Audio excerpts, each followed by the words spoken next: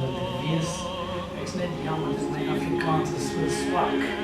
Ik zal in Engels praten. What I want to look at is the great question of life.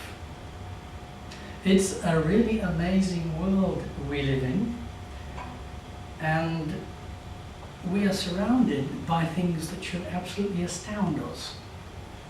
All kinds of different creatures, vastly different from each other, amazingly different, and yet each one in its way so perfect. But among all these marvels, there is one creature that absolutely stands out and is astounding, and that is man. Now, unlike all the other creatures, man can change his surroundings. He can change his environment. He can build buildings to keep the weather out. He can build musical instruments.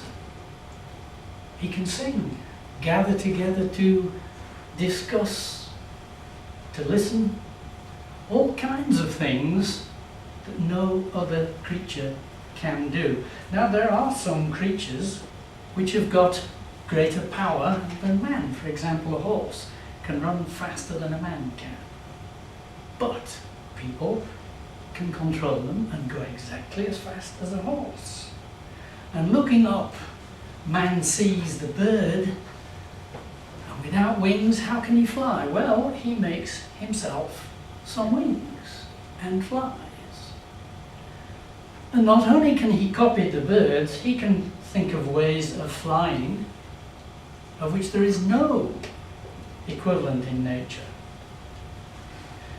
And he can make aeroplanes which can fly further, faster, higher than any of the birds. And if that's not enough, he can make himself rockets which can go right out of the atmosphere, and he can even land on the moon. And while he's doing this, the nearest thing that can approach to man can only sit and wonder, look on in amazement, totally unable to do any of the things we've been looking at. Now, there is a saying that clothes make a man. Well, it's actually not true, because man makes clothes. And just because you dress an animal up in clothes does not make it one little bit more like a man. Now, there are some things that you can dress up to look very human. Chimpanzees, for example. And there is an urge among many people today to minimize the difference between man and all the other creatures. I think it was Margaret Sanger who said, "A boy is a dog is a pig." You know, the idea being really there isn't any difference between man and the other animals. Now, I think that even Margaret Sanger, if she were about to board this train and saw getting into the driver's carriage a chimpanzee dressed in a train driver's uniform, she'd get off that train. It would not be any consolation that the chimpanzee was dressed up to look like a train driver. A chimpanzee cannot drive that train. And even though when we're in a situation like this, we often shout at another driver, particularly if it's a minibus taxi, and say that he's driving like a monkey. But if you actually put a monkey behind the controls of a car, you would have a disaster very quickly. Because only man can handle things like that. There is a saying that man is distinguished from other creatures only in that he uses tools. Well, man certainly does use tools. A vast array of different kinds of tools. not only can man use tools, he can do two jobs at once. You can see this lady is not only answering the telephone, she's also working on a computer. Two extremely complex jobs with two completely different kinds of tools. And those who would have us believe that the difference between men and animals is only that they can use tools, well, I wonder how many of us would be happy if a tool like this was handed to a chimpanzee when we were on the operating table. See, it's not just the tools. What makes the difference is that these people know what to do with those tools. And it takes a great deal of skill, intelligence, and practice to use them. What really is the huge difference between man and animals is the ability to think and communicate. And man is the only animal, the only creature that can think and communicate. Now, thinking has been part of life since the beginning. Unfortunately, today, there's very little thinking goes on compared to what used to go on, because nowadays people spend their time in front of a television set being amused. Amuse is a combination of two words. Not, muse, think. So when one sits being amused, one is sitting, not thinking.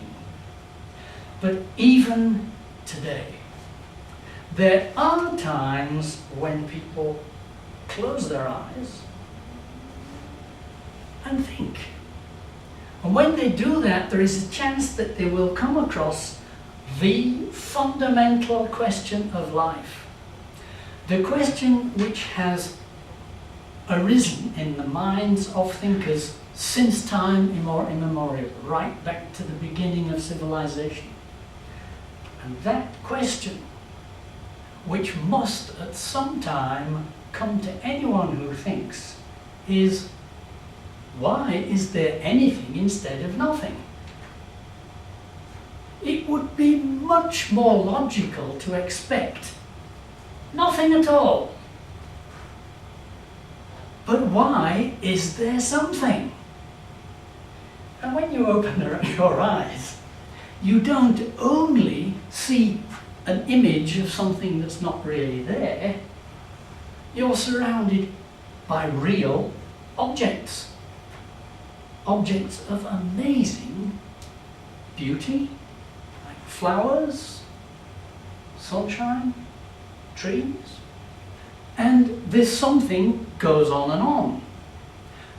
You can walk up to the horizon over there, and there, stretching out in front of you, there's another horizon. And you can walk for hours, for days, for weeks, if you've got the time, without coming to the end of it. And long before you came to the end of it, you'd notice there are other things that you don't stand a chance of reaching by walking. Up there in the sky, there are other things, and if you go and get a telescope, you can see planets even bigger than the Earth. You can see stars, galaxies, which are thought to be islands of stars, every one of which would make the Earth look like a complete dwarf. And wherever you look, there are more of these galaxies, vast quantities. There's not only something instead of nothing, there's a huge amount of something instead of nothing. Why? Why is there something instead of nothing? And throughout the history of human thought, there have only ever been two answers put forward. Now, people today don't seem to like that. And there are plenty of people who say, there must be more than two possibilities. And you ask them, well, give them to me. And they say, well, there must be more than two possibilities. But the only two that have ever been thought of are either the creation was created by a creator, or the creation created itself. There are only two possibilities. And those are very different answers. And the answer to that question is amazingly important, because depending on which of those answers you choose to believe, you will have a completely different idea of the meaning of existence. Because if you are convinced, or you choose to believe that first one, then you are presented with a universe of purpose, accountability, and metaphysics. If the creation is created by a creator, he must have done it for something. He wouldn't make something for nothing. There must be a purpose behind it. And since part of that something that was created is me, I must have some purpose in it. And if I have a purpose, then I'm accountable. I may be called to give an account of the way I lived this life I was given. Have I got an account that will satisfy the Creator? There is what Aristotle called metaphysics. What goes on behind the physics? We can look at all these things around us, the world, the things, the physical objects of this creation. Things we can touch, see, smell, taste, the physical things around us. But if the universe was created by a creator, there must be something behind it. Something we can't see, smell, touch and taste. On the other hand, if the creation created itself, then we don't live in a universe of purpose, but one of chance. And there's no accountability. We just happen to be here, not because anyone created us, but just, well, that's the way it happened to come about. So we're our own boss. Nobody can tell me what's right and wrong. I've got a mind of my own, I can decide. It's my body, I can do with it what I want. It's my life, I can live it the way I want. And there is materialism, because the material world is all that there is. If you can't see, touch, smell, taste it, it's a myth, it doesn't exist. So one has a completely different view of reality. If you accept creation was created by a creator, or the creation created itself. Well, what have we got to make us to choose between the two? Human nature being what it is, by far the most attractive is surely this.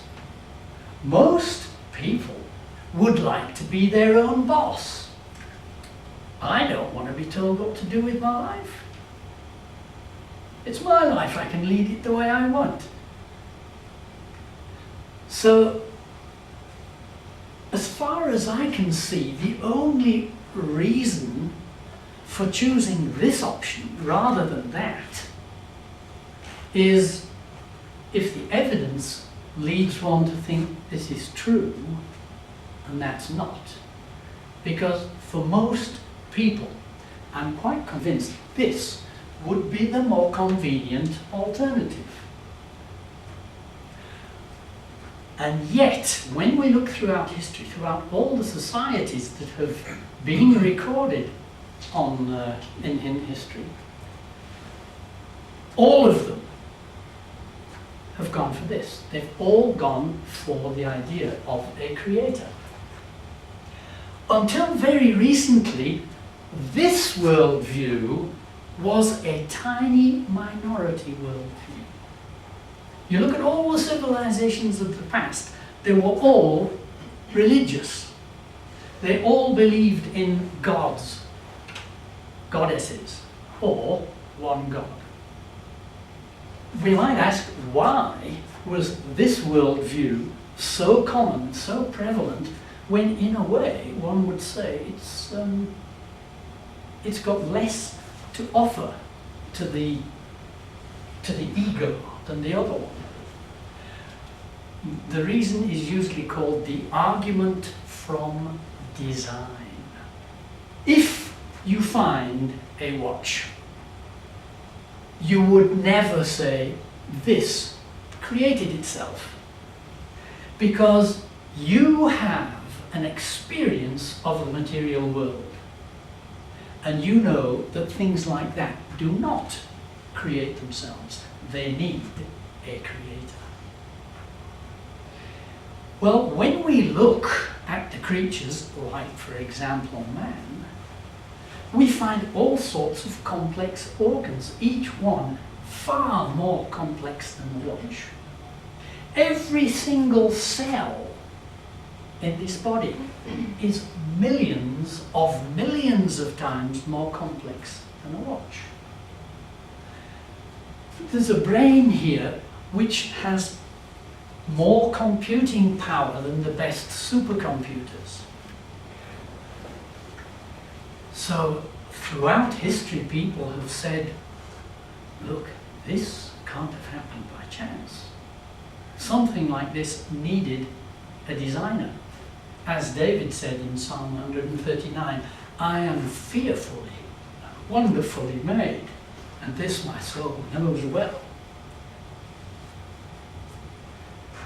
So when one looks at the, shall we say, the great thinkers of our civilization, as Johannes Kepler, he said, the privilege of a scientist is to think God's thoughts after him.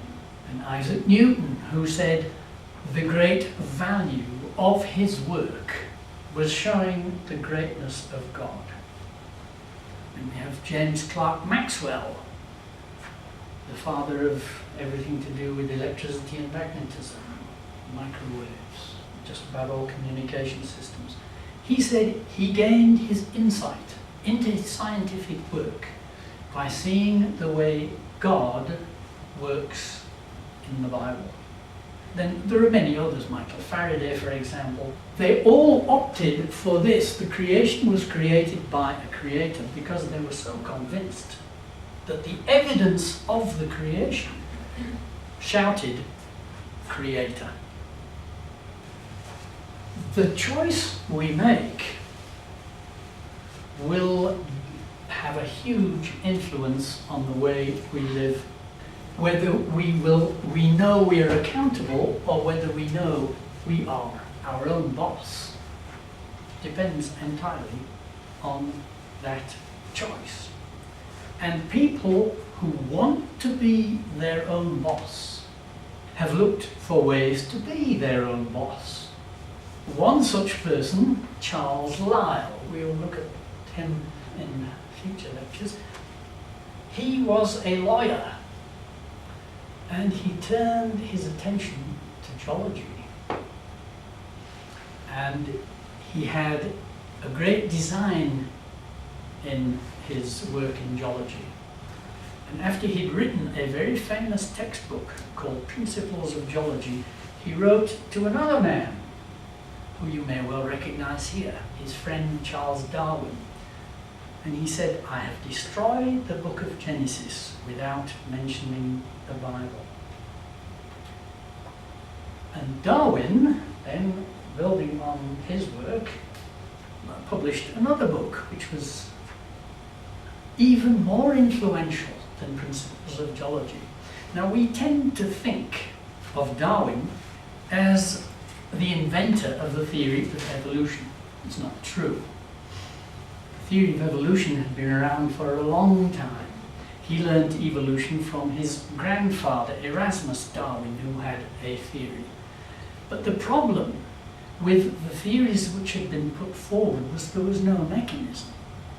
everybody would look at the complexity of these creatures, at the impossibility of one turning into another, and say, well, I wish it was true, but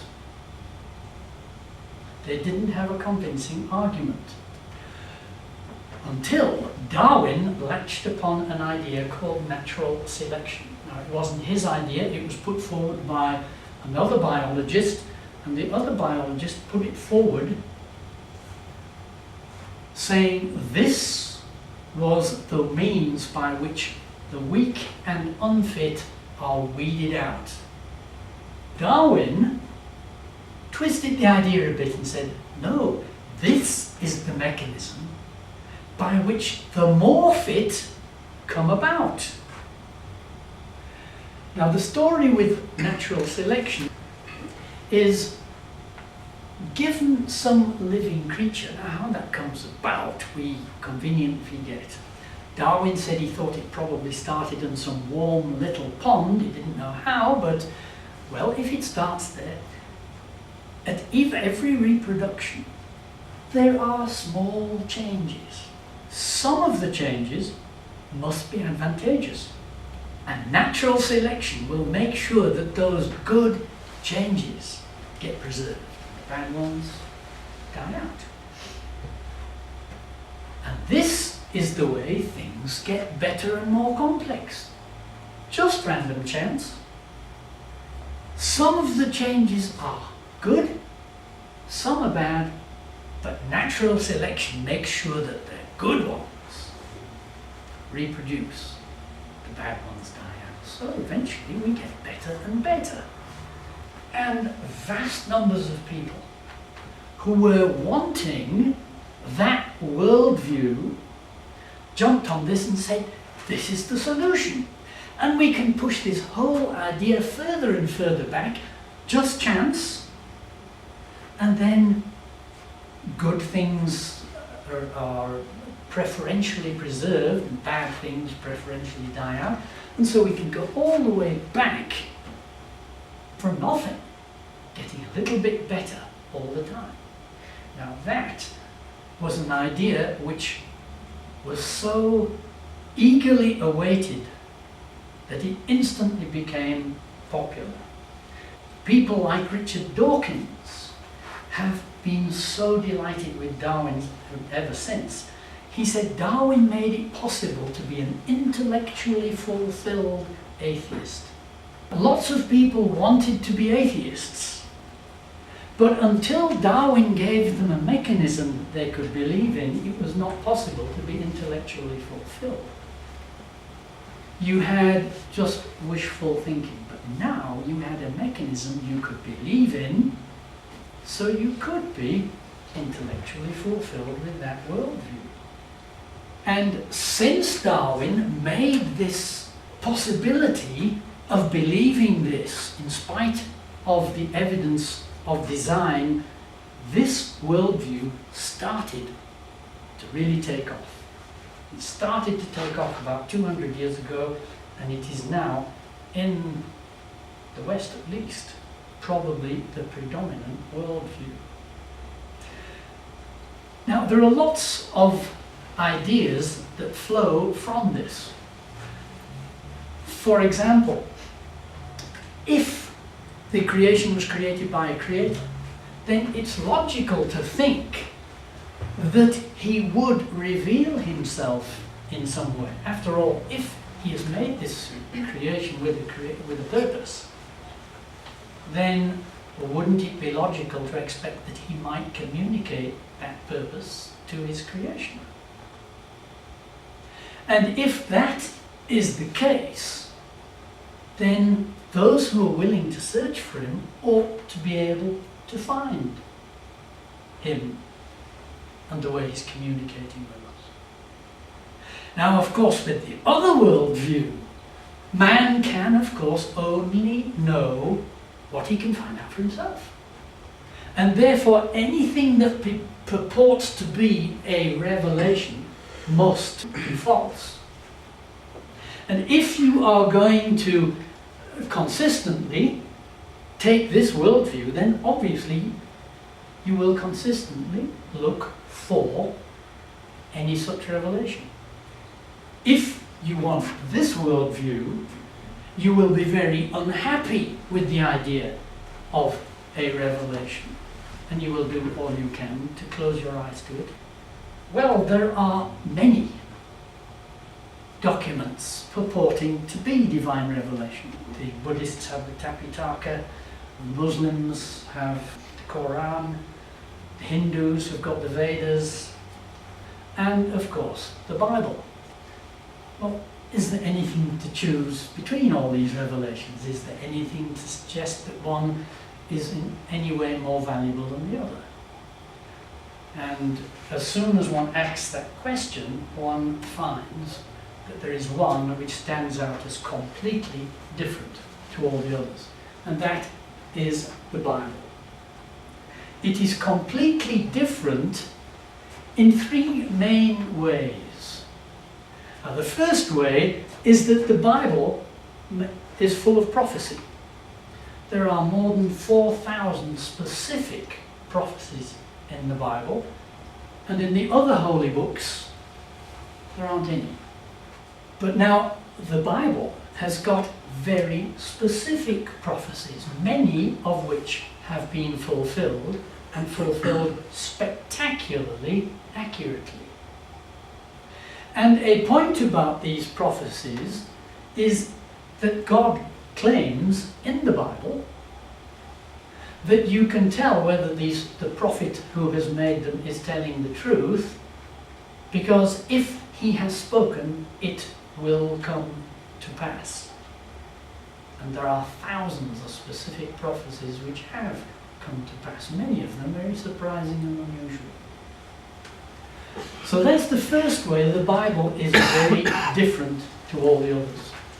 The second way, salvation is a free gift. In all the other holy books, we find salvation is attained by works.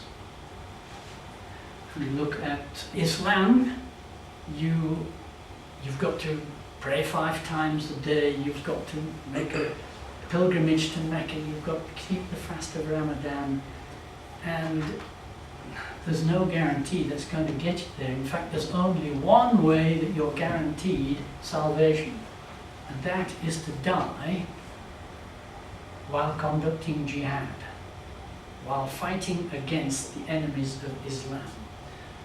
Which explains why there are so many Muslims who are happy to be suicide bombers.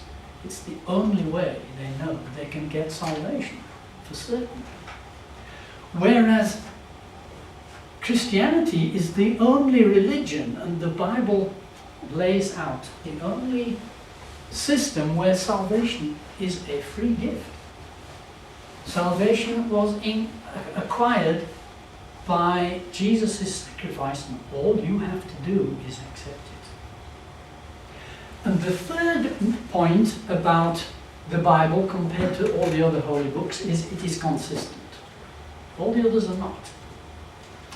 For example, the Hindu's holy book. Well, you've got to be a good boy or a good girl, otherwise you will have rotten karma.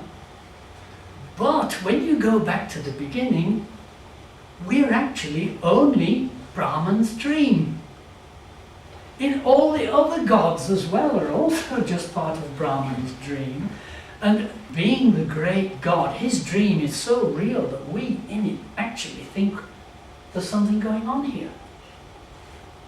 We don't realize we're just part of his dream. Now, if we are part of his dream, are we responsible for what he dreams about? If we do something bad because he's dreaming we are doing it, should we really pay the penalty of coming back as a flea? Surely it's Brahman who ought. This is totally inconsistent. There is only one consistent holy book, and that is the Bible.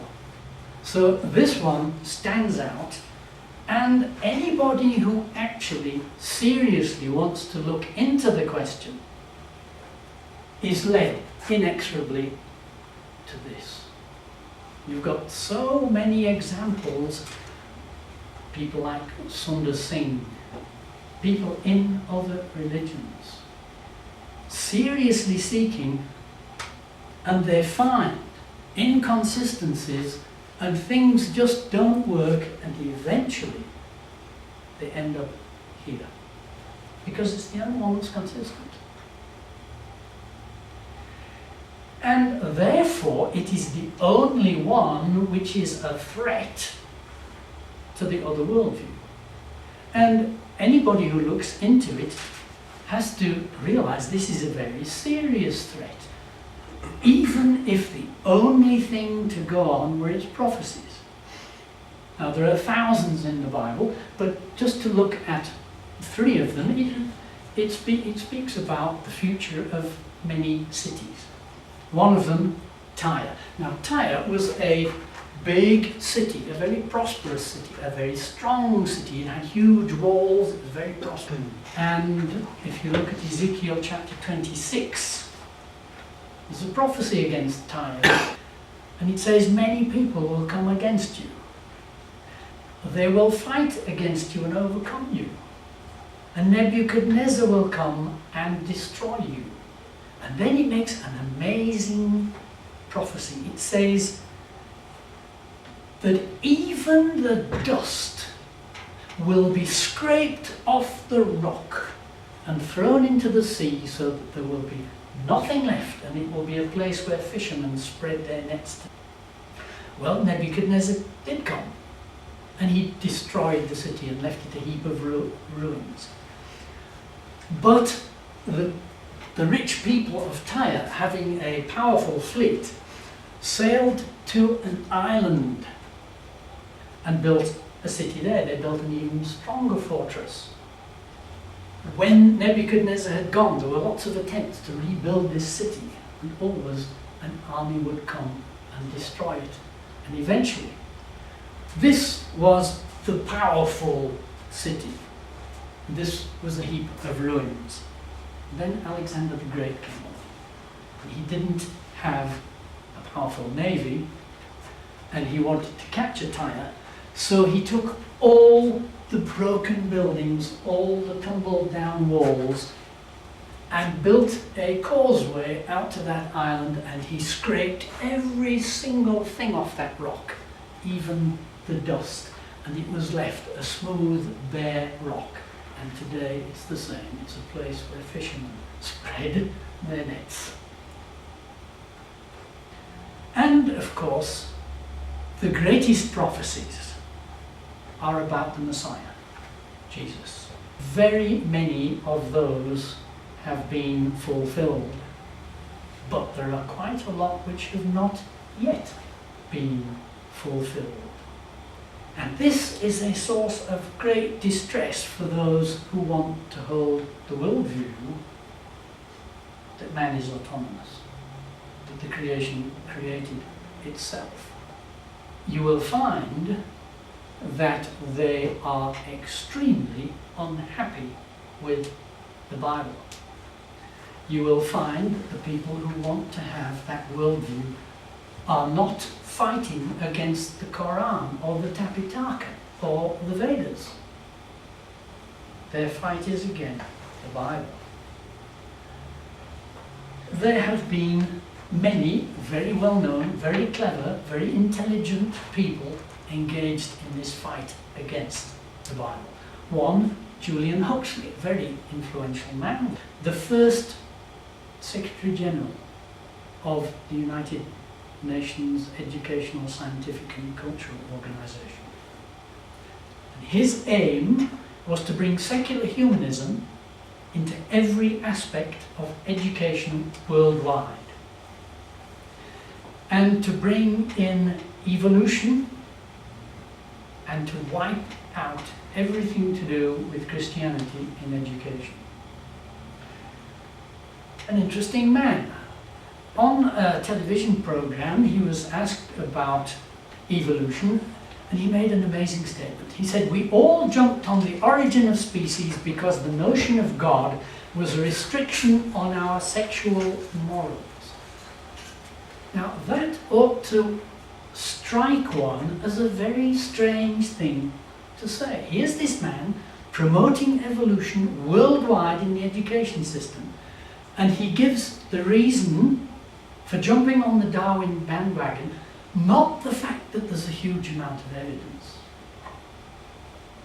not the fact that it's a totally convincing theory, or that it's proved, but because the notion of God was a restriction on our sexual morals. Now, he was actually here quoting loosely from his brother Aldous Huxley, and we'll look at the full quote later. But you can see what they really dislike about the idea of God, and of course he means the God of the Bible, because being a philosopher and looking into it, he knows perfectly well he can disregard the others, they're all inconsistent.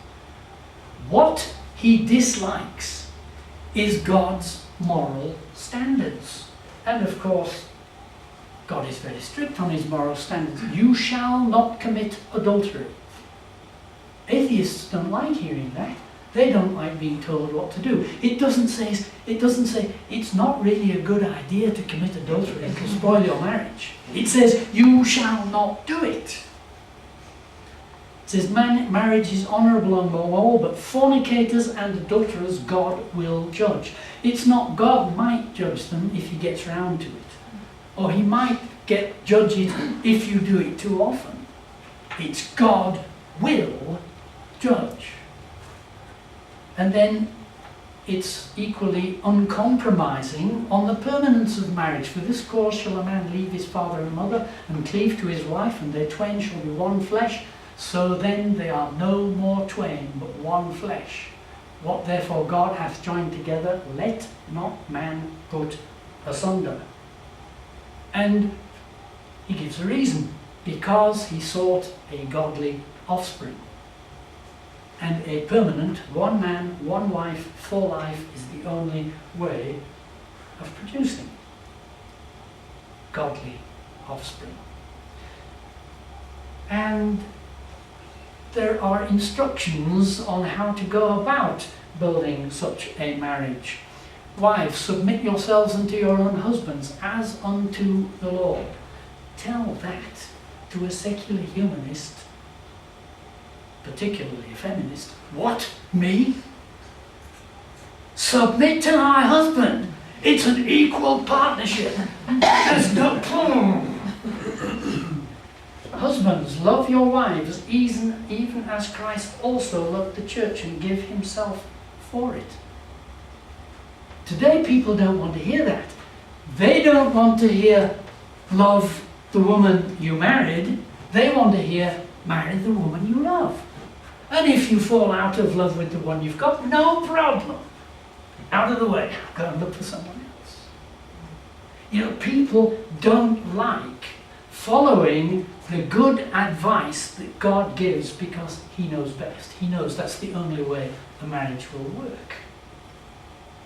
And he knows that people will only be happy in this kind of marriage. But when you come across people like Bertrand Russell, one of the most famous atheists of the 20th century, he was known as a serial adulterer. Interesting, when he was old, he said, "There is a pain in the center of my being which will never go away." He proved for himself that his style of life doesn't lead to exactly satisfaction and contentment. But it's not only sexual freedom that's required by the atheist, the secular humanist. Julian Huxley on that television program was loosely quoting from his brother Aldous Huxley, and the full quote is this: "The liberation we desired was simultaneously liberation from a certain political and economic system and liberation from a certain system of morality. We objected to the morality because it interfered with our sexual freedom." But that's not all they want. They're dissatisfied with the political and economic system that had arisen in the West, particularly in Europe and America. And they were dissatisfied because in both Europe and America, the political and economic system was based firmly on the Bible. Common law had been instituted by King Alfred, and his aim was to stick as close as possible to what the Bible says, and wherever there are cases that are to be dealt with that are not covered by the Bible, to use its principles to come to a system of law which would be acceptable to God. And that system was extended in America, and there's a problem with that whole worldview, that whole legal system, that whole political system for someone who doesn't want to follow the Bible. Because if one is going to have sexual freedom and promiscuity, then you are going to have undesirable pregnancies. Now, if you've got the worldview that the boy is a pig, is a dog, you've got no problem. If you've got a pig or a dog that you don't want, well, you just destroy it. And since there's really no difference between a pig and a dog and a boy, you can get rid of unwanted pregnancies too. But you see, that means changing the whole legal system. It means changing everything about what was the standard norm of society, and it has changed worldwide as the worldview of humanism has flooded society. And now millions of abortions are being conducted every year, and nobody thinks twice about it. After all, a boy is a pig, is a dog. Why not? This requires a completely godless society. And if you look over history, you will find there has only ever really been one society which has claimed no God. Man is totally in control, and that is the communist system. Many people have wondered why the academic institutions of the West and South Africa have been filled with communists. Well, it's because the academics who want that worldview that the universe created itself, there's no creator. It's the only system that they can go to. It's the one that naturally draws anyone who hates the idea of a creator, because in our evolutionary conception of the universe there is absolutely no room for a creator or a ruler. Now, that was written by Friedrich Engels. Engels and Marx worked together. They worked together and they edited each other's works, and they wrote Das Kapital together. This is the central point about communism. And that is why so many, the academics, the thinkers, one wonders, why on earth would they be drawn to communism? This is the reason. No creator, no ruler, and a political system which is built on that foundation. Whereas the West's foundation was built on a totally different foundation. It was built on the truth of the Bible. The society the West used to have was built on the precepts of the Bible and looking at things like these 6 things the Lord hates: hands that shed innocent blood. Woe unto them that call evil good and good evil. Woe unto them that decree unrighteous decrees. Well, once you push God out of it, you are free to produce really unrighteous decrees. Look at the decrees of communist Russia. absolutely appalling, repressive, but so what? We're in charge, we're our own boss, we can make whatever laws we want. There's no higher authority.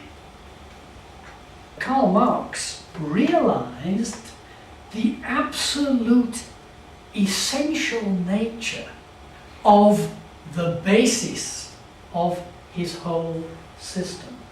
The whole system of getting rid of God and building a society based only on the reasoning of man was Darwin's idea. Marx said, Darwin's book is very important and serves me as a basis for the class struggle in history. Writing to Engels, he said, this is the book which contains the basis in natural science for our view.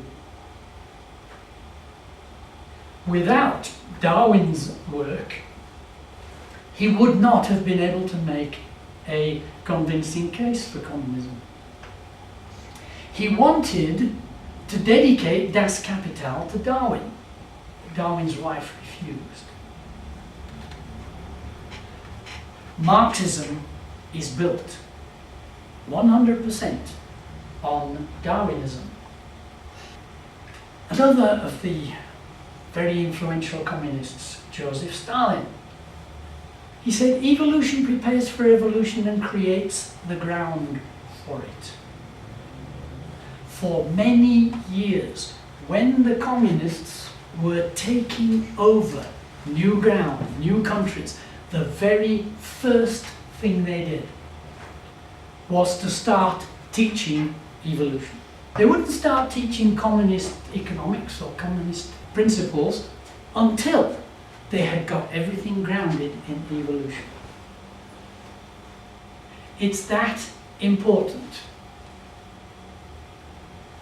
And of course, in our own country, we've also got people like this, our first ANC president, with his communist clenched fist salute. And then you probably noticed the chap who succeeded him in his red cap. If you don't recognize him like that, he's a better photo of him. And then if you look today at our Minister of Higher Education, Blade and Simandi, the leader of the South African Communist Party. Now, when the ANC took over, and it was known that these are all communist, people said, but look, Russia has fallen in disarray. Communism has proved itself totally unworkable. It does not work, it's collapsed. But our South African Communist Party said, oh no, they collapsed because they were Marxist-Leninists. And Marxism-Leninism doesn't work. What really works is Marxist-Gramsciism. Gramsci, Antonio Gramsci, was one of the founders of the Italian Communist Party. And he is the favorite theorist of the South African Communist Party. They all rely on the works of Gramsci. So the South African Communist Party are Gramsciists. So let's just look at one or two of the things that Gramsci says. His instructions to communists: Marxize the inner man to alter the Christian mind, to turn it into its opposite in all its details, so that it would become not merely a non-Christian mind, but an anti-Christian mind. And to do this, well, everything must be done in the name of man's dignity and rights, and in the name of his autonomy and freedom from outside restraint, from the claims and restraints of Christianity above all. See, Gramsci, like all communists, has one really big hate: Christianity. Blade and Simandi, as Minister of Higher Education, what do you think is his number one priority? Have you looked at the school syllabuses these days? Have you looked at what's going on in the schools? Not surprisingly, what's going on suggests that his prime aim is to trample the Bible. And in typical communist fashion, the first thing to be done in driving out the Christian worldview is bringing evolution into education. When we see evolution being taught, we are told this has nothing to do with religion. This is only to do with scientific fact. But it's interesting to see what the atheists say about evolution. This statement was made by Richard Bozarth, a well-known American atheist, in an article, The Meaning of Evolution, in the periodical The American Atheist. He said, "Evolution destroys utterly and finally the very reason Jesus' earthly life was supposedly made necessary. Destroy Adam and Eve and the original sin, and in the rubble you will find the sorry remains of the Son of God. If Jesus was not the Redeemer who died for our sins, and this is what evolution means, then Christianity is nothing." Is this anything to do with religion? It's to do with nothing else but religion. But we are told that evolution and the things that are being taught to our children in school are pure science. Nothing to do with religion, nothing to do with Christianity or atheism. Well, is that true? To answer that, we need to look at what is science and what is evolution. And hopefully we'll look at that tomorrow.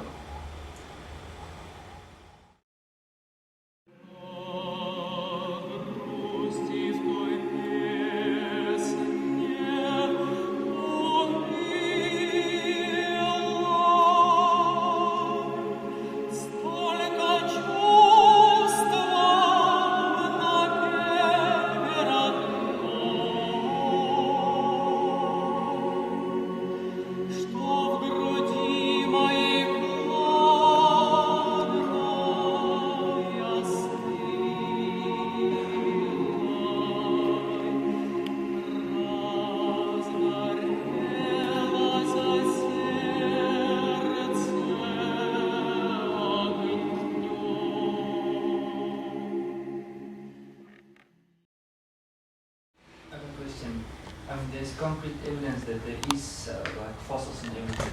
First of all, I am a Christian and I believe in God and everything, but how does that fit into the Bible? I mean, is it billions of years old? Well, the rock art evidence is there, so what? Well, the rock hard evidence we will look at not next time, the time after. The rock hard evidence is rock hard. But it's rock hard in favour of what? There is a grade 5 textbook that I've been looking at. It says, a fossil is the remains of a once living creature more than 10,000 years old. When I saw that definition, I was really amazed, because I've often seen definitions of fossils before, and the definition, I checked it in all the dictionaries I have. It says a fossil is the hardened remains of a formerly living creature. So I wondered, why are the children being given the definition? It is the hardened remains of a creature which is more than 10,000 years old. Now, there's only one reason I can think of for putting in that as part of the definition that it's more than 10,000 years old. Because if you pick up a fossil, you've definitely got a fossil. You can see it's a fossil. And by definition, it's more than 10,000 years old. Therefore, the Bible must be wrong. Because the Bible doesn't go beyond 10,000 years. So you have got a definition there which you won't find in a dictionary. But it's a definition that guarantees the Bible is wrong. Now, you can find places where fossils are forming. It takes exceptional chemical and bacterial conditions, but you can find them forming, and you can have something fossilized in about 2 weeks. And you pick that up, and it's definitely a fossil. It looks just like any other fossil. But you know that 2 weeks ago it wasn't a fossil at all. But by definition, it's more than 10,000 years old. So this whole story of fossils, it has been twisted to put the facts in a different light. Now, if it is a fact that fossils can form in 2 weeks, as they have been observed to do, it takes very special conditions, but they have been observed to do it. Why should we assume that any fossil is very old? It can happen in 2 weeks. So where does the idea that it formed millions of years ago come from? You know, after all, they don't come with a date on it, made in minus 573,000 BC or something. They don't come with a date on it. Where does the idea come from? Now, the people who want you to believe they're millions of years old, they'll say, oh, radiometric dating. Radiometric dating cannot date fossils. Radiometric dating can only date volcanic rock. And volcanic rock cannot contain fossils because any living creature in molten lava is just going to get burnt up. You do not get fossils in rocks that can be dated radiometrically.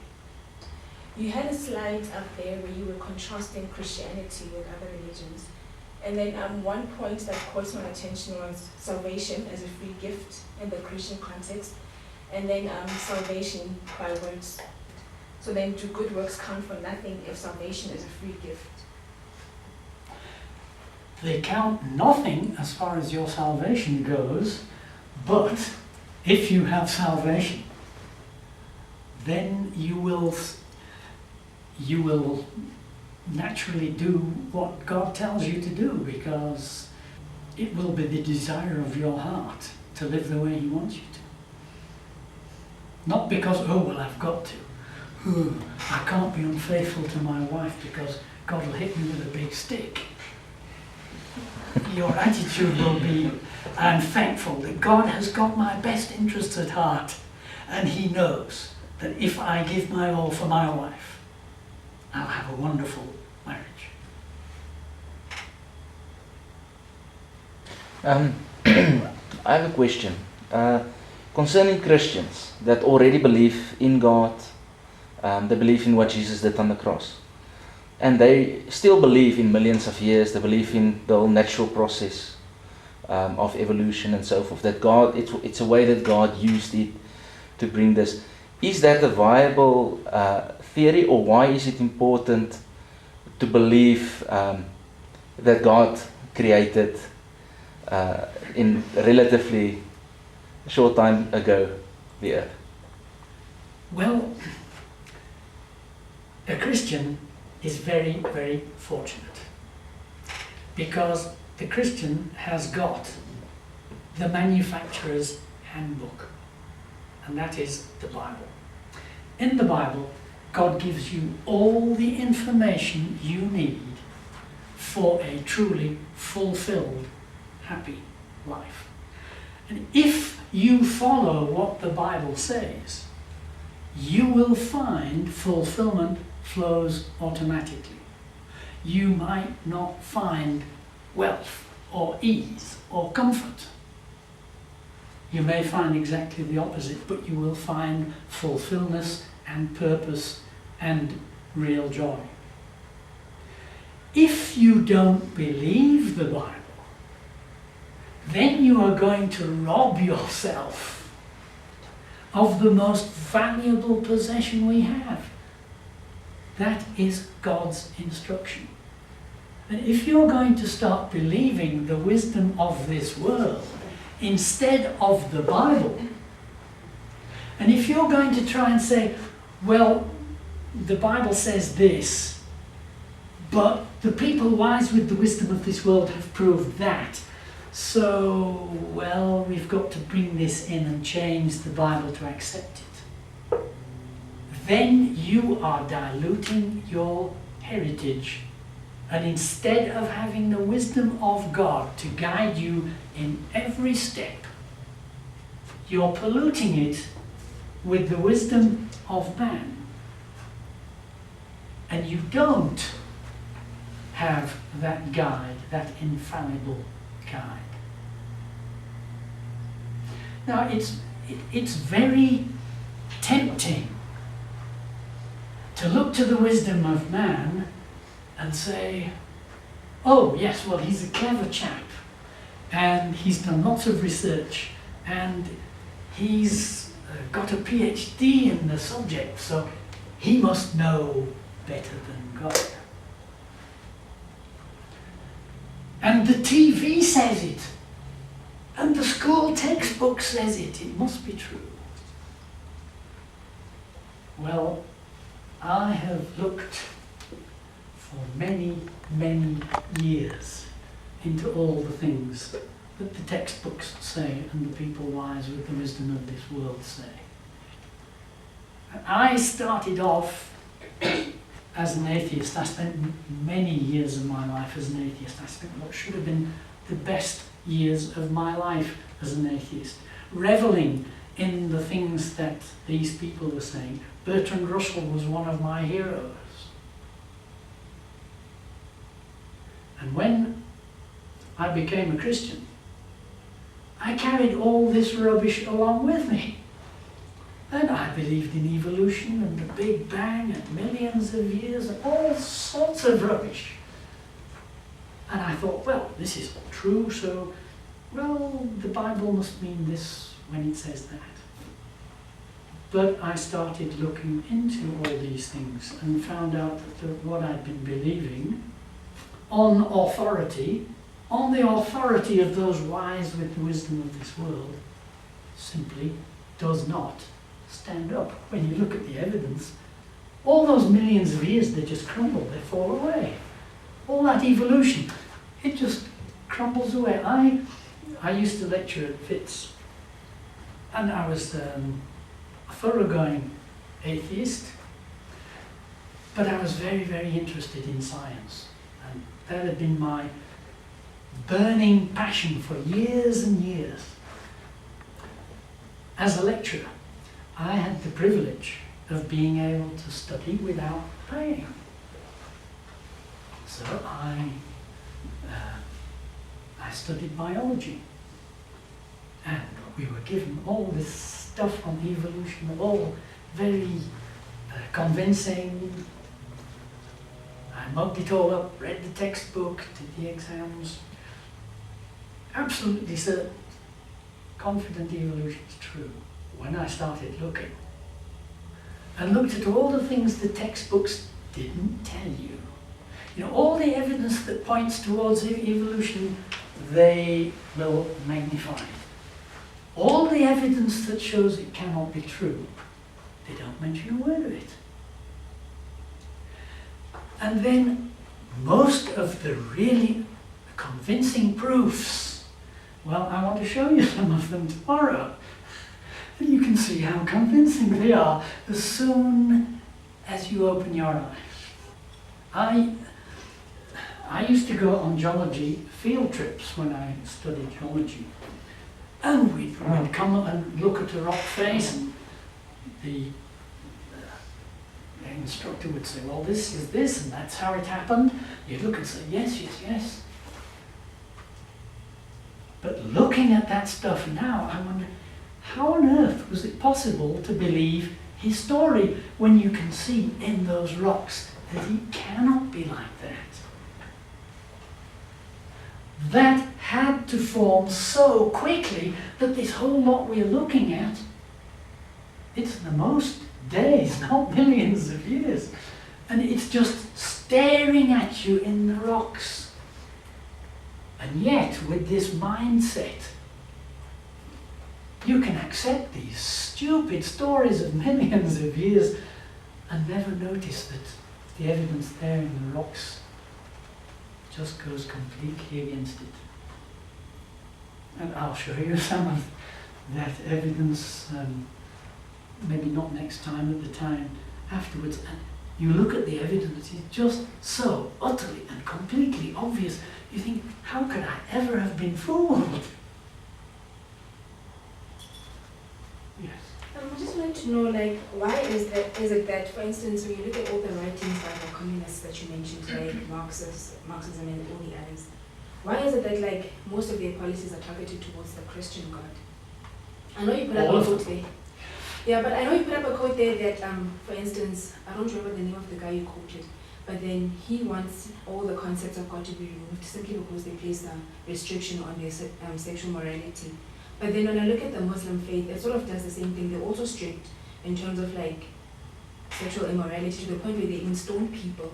So I'm just wondering, why are all of them targeted towards the Christian God? Even with atheists like Aleister Crowley and Marilyn Monroe, they're all targeted towards the Christian God.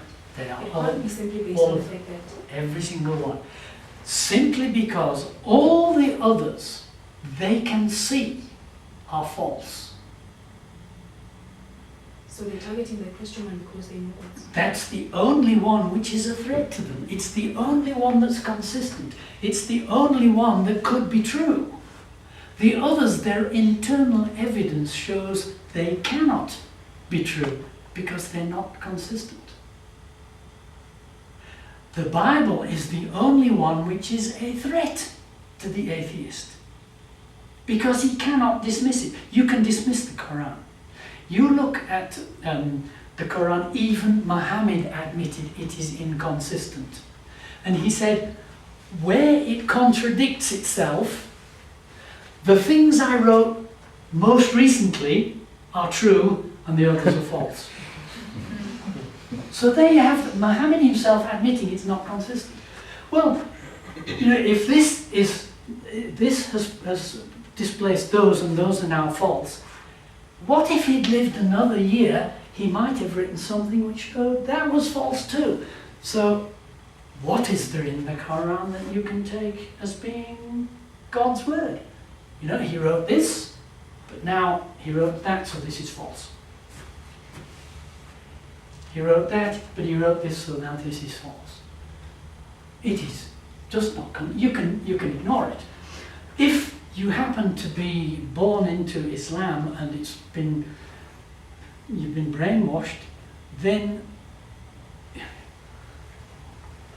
well, you just sort of accept it. Until you come up with the truth, and there are vast numbers of them. The people in Islam who, you don't hear it reported in the newspapers, but there are vast numbers of people in Islam turning to Christianity because what they've got is simply not satisfying. It's not consistent and it's not true. There's a very interesting DVD, it's called Islam Rising, and one of the people involved is a former Hamas terrorist. And he went to America to set up terrorist cells there and to do lots of Muslim propaganda. There's a huge amount of Muslim propaganda I don't know if you've noticed how many films there are.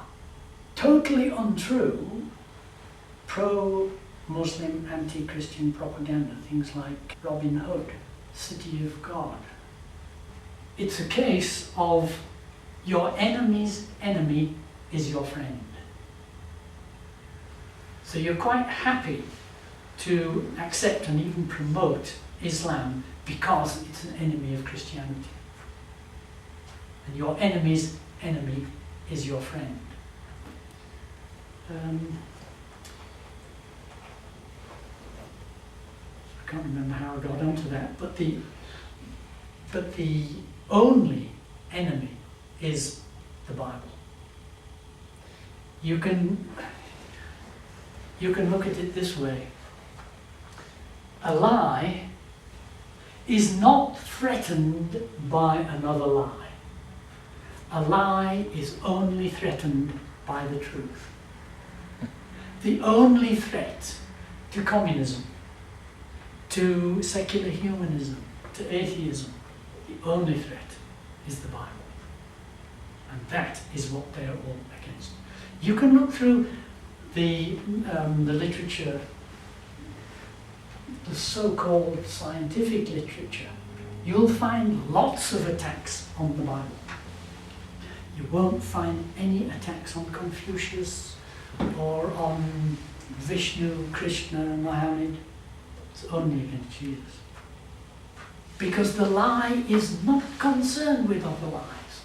The only threat to the lie is the truth. I study psychology, and Carl Jung, he said a lot about we learn through fairy tales and so on.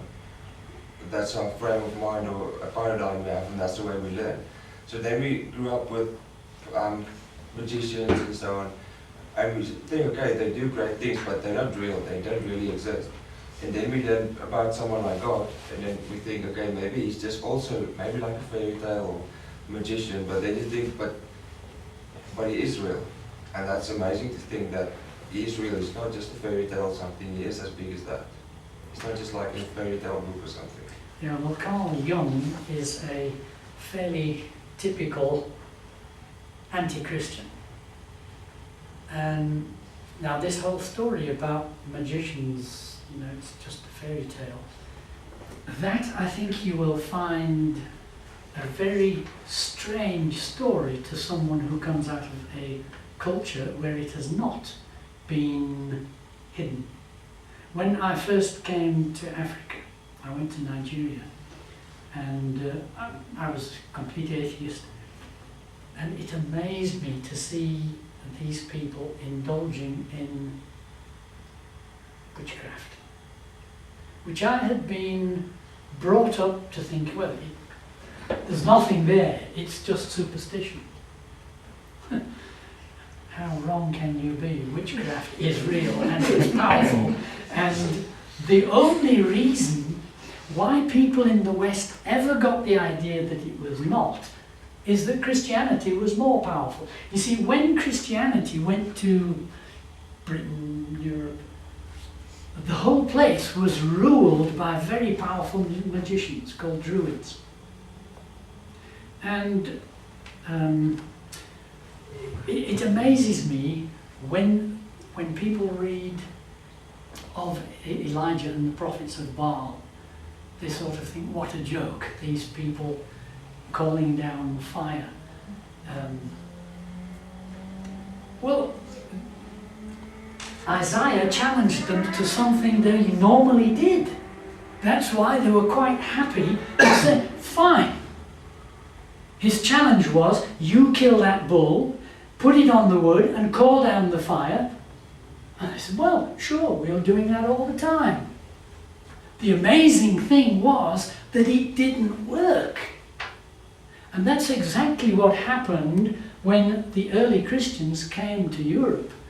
The Druids terrorized the people and they did what they wanted. Every year at Halloween, they would go to the village and decide on a virgin that was going to be sacrificed, they'd go to the house and say, give up your daughter. Now the people did it not because they wanted to get rid of their daughter, but they knew perfectly well that if they didn't give their daughter, instead of her being put on the sacrificial pyre and the fire called down to burn her up, they would call down the fire on their house and burn all of them up. And this was a reality to them. But what happened when the Christians came, full of the power of the Holy Spirit, they said, we stand against you, Druids, in the name of Jesus. And their fire didn't come down from heaven, just as with Elijah. So the Druids, having lost their power, they succumbed. Christianity took over for the very simple reason it had the power to break the witchcraft that had been ruling the people. The people turned to it because this is power which can overcome what they had been afraid of. And now, throughout the time when I grew up, people would think, oh, witchcraft, it's a joke. Because witchcraft had died out under the power of Christianity. Now it's coming back very rapidly. There's a huge following of witchcraft throughout the formerly civilized world. And I can assure you it's as powerful as it ever was. And the reason is that the church has lost its power. Instead of believing the Bible and living by it, they believe what the people wise with the wisdom of the world tell them. I have come across revival where God is working in power. He works in miracles and Satan's chains are broken. But it's very, very few, and it's only among people who take the word of God 100%. This is true. I've never found anything like that happening among compromisers who put the wisdom of this world in as well. It just doesn't happen. Yeah. So Christianity largely has lost its power, so witchcraft is coming back very strongly. And you don't have to be in witchcraft very long before you realize you've really got power here. I used to know a witch who could do all sorts of things. One of the favourite things she used to do was call down plagues of frogs on people she needed to conjure against. And their house would be full of frogs, their cooking pots full of frogs, their beds full of frogs. Their life was made a misery from frogs. Why? Because she could call down the power of the spirits which ruled her. Now, there's a huge price to pay. There's a huge price to being a witch or a wizard. You have to submit yourself completely to the spirits that indwell you and they rule over you. Now, this particular woman, to show her submission to the spirits that gave her the power, they demanded that she eat her food on her hands and knees off the floor like a dog, just to show her submission to them. Now, I came across a European girl who was a witch. She was a very beautiful girl, and girls really like the idea of being absolutely irresistible, and men just cannot help falling for her. And she sold her soul into this for that power. But that didn't do her any good either, because she was used to destroy the testimony of any Christian in the Durban area who had a testimony for the Lord. And what would happen is that the spirits dominating her would say, get ready, you're going on assignment. So she'd put on her makeup and her nice clothes, and she said the last thing she remembered was locking the door behind her. And she knew nothing until she arrived back home and unlocked the door. The whole of the time she was out, she was so utterly and completely under the control of the spirits dominating her, she did not know one single thing she'd done. But she said she knew she had succeeded because every time she got home, the condition of her body told her she had had sexual intercourse with somebody and she had no idea who. So, Satan's wages are pretty bad. He doesn't give satisfaction. Well, I really think it's time people decide what they believe or not, because we're lukewarm, and when we're lukewarm, we'll be split up. Even, I know a guy from Pakistan, he's a Christian as well, he studied here, he went back to Pakistan and he started Bible school there. And he's really a good man of God, and so close relationship and so on. And he gave a seminar about Islam and so on. And I thought, okay, way back, but okay, I was born Christian and this is why I believe in that. And they were born Islam, so that's why they believe that. But when you get the facts about it, you see that those people, they only stay there because of fear. And they don't even know the Quran that well. And ridiculous stuff like, for example, I could be wrong, but something like, Allah has something like 100 names, but we only know, or they only know 99. And then they say, but who knows the other one? And they say, this camel knows it. And they ask him, for example, how do you know the camel knows it? And he said, look at him, he's happy, he's smiling. And that's really literally there. And really, it's really funny, and stuff like Bible is in chronological order. I don't think the Quran is. They just put it in that way. The biggest books, they put it in front, so it looks more impressive. So it contradicts itself all the time. But I think people out there, they don't really know enough, and they don't really want to make a decision. It's better to not to know. So you can just keep on going. So. Yeah, and a point about the Quran is it's so boring that it's very difficult to bring yourself to read it. I resolved to read the Quran a couple of years ago, and I struggled on for a few days, but it is so boring. It's so, it's just so obviously not true. There's nothing in it to draw you. It's just not worth reading. What can we do to, not to convince a Muslim, but if you have a friend or something, yes, we pray for that person, but what more can we do for? Well, I think a good thing to do would be to get that video, Islam Rising. And the chap Kamal, who was a mass terrorist, he tells of how he got saved. All that happened was that when he got injured, 2 Christians looked after him as if he was their brother. Yeah, I think the biggest weapon, if I could call it that, Christians have is love.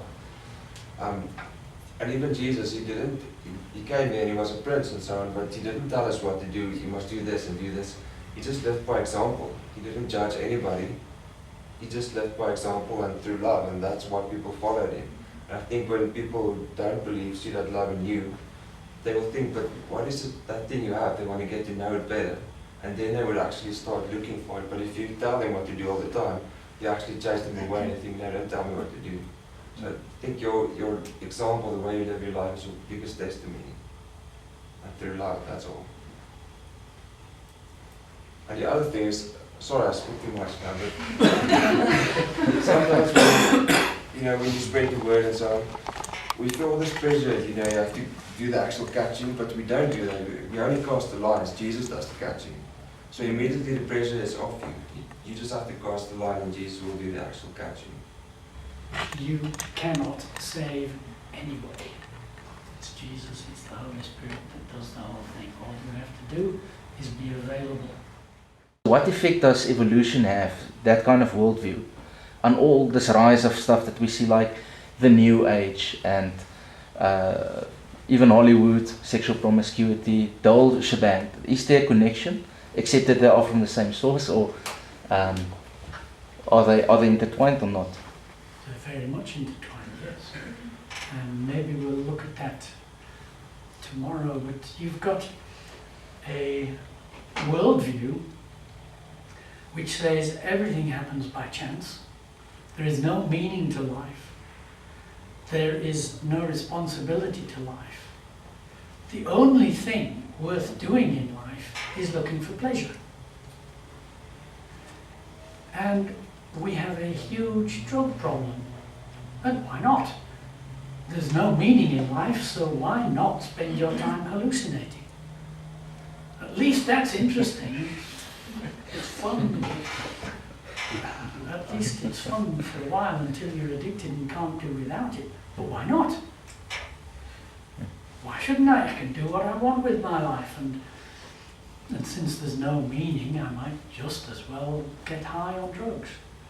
It goes hand in hand with a worldview of meaninglessness, lack of responsibility. The evolutionary worldview has had a huge influence on society. And if you come across most children today, they are so brainwashed by television, DVDs, and school. Christianity is a fairy story, and millions of years are a solid fact. But praise God, I was like that, and He broke into me, so He can even break into the kids. You know, the truth is so much more powerful than the lie, that when the crack opens, that dynamite can just blow it open.